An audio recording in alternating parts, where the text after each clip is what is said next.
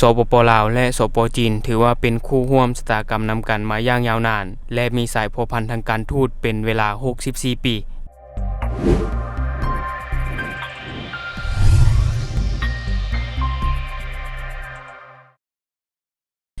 สบายดีท่านผู้ชมกลับมาพบกับช่อง Talk the New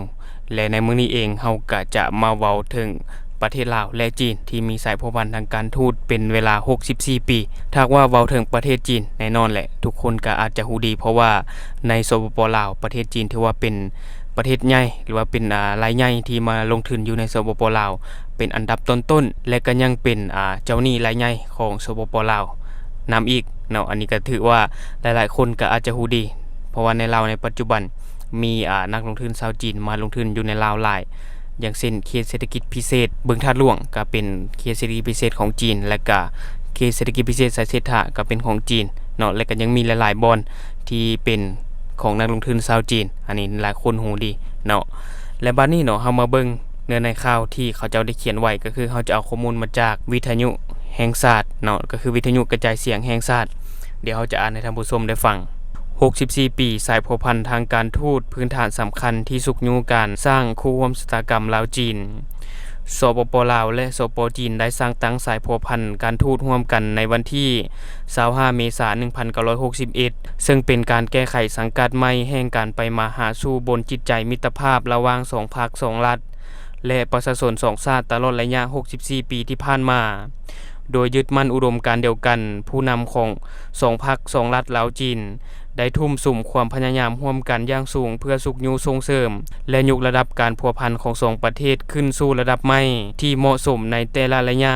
จากการกำหนดการร่วมมือตามทิศทางความมั่นคงยาวนานบ้านไกลเฮือนเคียงที่ดีไว้เนื้อเชื่อใจกันร่วมมือรอบด้านมาเป็นคู่ร่วมยุทธศาสตร์รอบด้านมั่นคงยาวนานตามทฤษฎีเป็นบ้านไกลเฮือนเคียงที่ดีสหายที่ดีและคู่ร่วมมือที่ดีจนถึงการเป็นคู่ร่วมชะตากรรมลาวจีนโดยการร่วมลงนามในแผนแม่บทว่าด้วยการสร้างคู่ร่วมชะตากรรมลาวจีนสุภาษิตลาวบูฮานกล่าวไว้ว่าระยะทางพิสูจน์มาเวลาพิสูจน์คนซึ่งบ่ต่างจากสายพัวพันร่วมมือลาวจีนตลอดระยะ64ปีที่ผ่านมาได้พิสูจน์ให้เห็นอย่างจะแจ้งถึงผลสำเร็จที่พ้นเด่นและความมั่นคงขนงแก่นของสายพัวพันทางการทูต2ประเทศที่สามารถผ่านพาความยุ่งยากในขบวนการทดสอบแห่งการเปลี่ยนแปลงอย่างสับสนสถานการณ์ในภาคพื้นและสากลยิ่งดนยิ่งแน่นแฟ้นยิ่งดนยิ่งมีผลประโยชน์ใหม่ใหญ่หลวงกว่าเก่ามากผลในการร่วมมือดังกล่าวได้แสดงออกในหลายด้านที่พ้นเด่นในนี้ด้านการเมืองการนำของ2ประเทศนับตั้งแต่ขั้นนำสูงสุดจนฮอดระดับท้องถิ่นได้แลกเปลี่ยนการเยี่ยมยามและพบปะอย่างเป็นปกติเพื่อแลกเปลี่ยนบทเรียนทางด้านทฤษฎีพฤติกรรมตัวจริงและสนับสนุนช่วยเหลือซึ่งกันและกันในเวทีภาคพื้นและสากลและต่อมาด้านการค้ามาฮอดปัจจุบันจีนแม่นคู่ค้าที่ใหญ่อันดับ2ของลาวเฉพาะปี2024มูลค่าการค้าของ2ประเทศบรรลุถึง 8.23 ตรีดอลลาร์สหรัฐเทียบใส่ปี2023เพิ่มขึ้น 15.91% มูลค่าการค้า2ฝ่ายมีท่าเอียงเพิ่มขึ้นอย่างต่อเนื่องโดยเฉพาะภายหลังเปิดนำใช้ขบวนรถไฟขนส่งสินค้าลาวจีนระหว่าง2ประเทศเป็นต้นมาคาดว่าอีกบ่ดนจีนจะกลายเป็นคู่ค้าหลายใหญ่อันดับ1ของลาวเพราะยังมีท่าแห่งบ่มซ้อนอย่างหลวงหลาย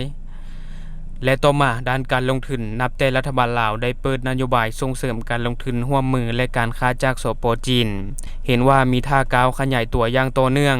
จำนวนและมูลค่าโครงการที่ได้อนุมัตินับตั้งแต่ปี1989มาฮอดปัจจุบันมีทั้งหมด927โครงการ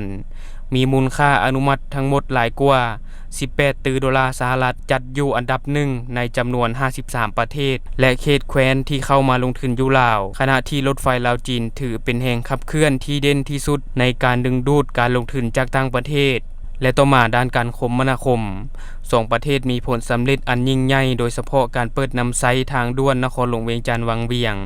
และโครงการก่อสร้างเส้นทางรถไฟลาวจีนได้เฮ็ดให้การคมนาคมขนส่งของลาวก้าวขึ้นสู่อุตสาหกรรมขนส่งที่ทันสมัยแบบก้าวกระโดดทั้งประกอบส่วนสำคัญเข้าในการจัดตั้งปฏิบัติข้อริเริ่ม1แล้ว1เส้นทางและการสร้างประชาคมร่วมชะตากรรมของมวลมนุษย์และสอดคล้องกับแผนยุทธศาสตร์ของลาวในการหันประเทศที่บ่มีชายแดนติดจอดกับทะเลกลายเป็นประเทศเชื่อมโยงและเชื่อมจอดกับประเทศใกล้เคียงและภาคพื้น เฮ็ดให้การไปมาหาสู่ของประชาชน2ชาติและประชาชนบรรดาประเทศใกล้เคียงรวมทั้งการขนส่งสินค้ามีความสะดวกสบายและขยายตัวเป็นก้าวๆเส้นทางรถไฟลาวจีนได้กลายเป็นตัวแบบสำคัญภายใต้ข้อริเริ่ม1แล้ว1เส้นทางและกลายเป็นเส้นทางที่บ่เพียงแต่เฉพาะลาวและจีนเท่านั้นหากยังรวมถึงประเทศใกล้เคียงและภาคพื้นตื่มอีกนอกจากนี้การร่วมมือในโครงเขตการศึกษาวัฒนธรรมสาธารณสุขการท่องเที่ยวและเทคโนโลยีและโครงเขตอื่นๆได้รับผลสำเร็จอย่างต่อเนื่องและนับมือก้าวขึ้นสู่บาทก้าวใหม่ที่บ่เคยมีมาก่อนในประวัติศาสตร์และประกอบส่วนเพิ่มเนื้อในด้านวัฒนธรรมของคู่ร่วมชะตากรรมลาวจีนให้อุดมสมบูรณ์ขึ้นอย่างบ่หยุดยั้งและในปัจจุบัน2ประเทศพวมร่วมกันจัดตั้งผันขยายตามแผนแม่บทว่าด้วยสร้างคู่ร่วมชะตากรรมลาวจีนจีนลาวฉบับที่2 2024-2028ได้กำหนดทิศทางร่วมและหลักการในการเสริมขยายพัวพันระหว่าง2ภาค2รัฐในระยะต่อหน้าเพื่อสุขยูการสร้างคู่ร่วมชะตากรรมลาวจีนให้ดำเนินไปอย่างมั่นเที่ยงและยาวนานบนพื้นฐานการยึดมั่นความเคารพและไว้เนื้อเชื่อใจกันทางการเมืองมีผลประโยชน์ร่วมกันทางด้านเศรษฐกิจช่วยเหลือและป้องกันทางด้านความมั่นคงเข้าอกเข้าใจและใกล้ชิดกันทางด้านวัฒนธรรมและสังคมและอื่นๆดังนั้นแสดงความเชื่อมั่นอย่างหนักแน่นว่าผลสำเร็จที่ได้จากการสร้างตั้งสายพัวพันทางการทูตลาวจีนตลอดระยะ6ทศวรรษที่ผ่านมาจะกลายเป็นกำลังแห่งที่บ่เหือดแห้งและนับมือเข้มแข็งในการขับเคลื่อนเฮ็ดให้การจัดตั้งปฏิบัติแผนแม่บทดังกล่าวให้นับมือก้าวสู่ล่วงเลิกอย่างบ่หยุดยั้งเพื่อนำเอาความเจริญรุ่งเรืองสีวิไลก็คือนำเอาผลประโยชน์ตัวจริงมาสู่ประชาชน2ชาติลาวจีนเป็นการตอบสนองความมุ่งมั่นปรารถนาอันแห่งกล้าของประชาชน2ประเทศในการเสริมสร้างสันติภาพเสถียรภาพและความเจริญวัฒนาถาวรอยู่ในภาคพื้นและในโลกและที่ผ่านไปก็คือเนื้อในข่าวที่ทางวิทยุกระจายเสียงแห่งชาติลาวเขาเจ้าได้เขียนเอาไว้ก็คือเกี่ยวกับความสัมพันธ์ทางการทูตระหว่างลาวและจีนเนาะที่เป็นคู่ร่วมชะตากรรมกันมาอย่างยืนยาวนานที่ได้สร้างตั้งสายการทูตนำกันมาเป็นระยะเวลา64ปีก็คือก่อตั้งแต่ปี1961อันนี้ก็ถือว่าเป็นเรื่องที่ดีเนาะสำหรับลาวเองก็ทุกคนก็น่าจะรู้แล้วลาวกับจีนเนาะเป็นพันธมิตรทางการค้าก็ว่าได้เนาะเพราะว่า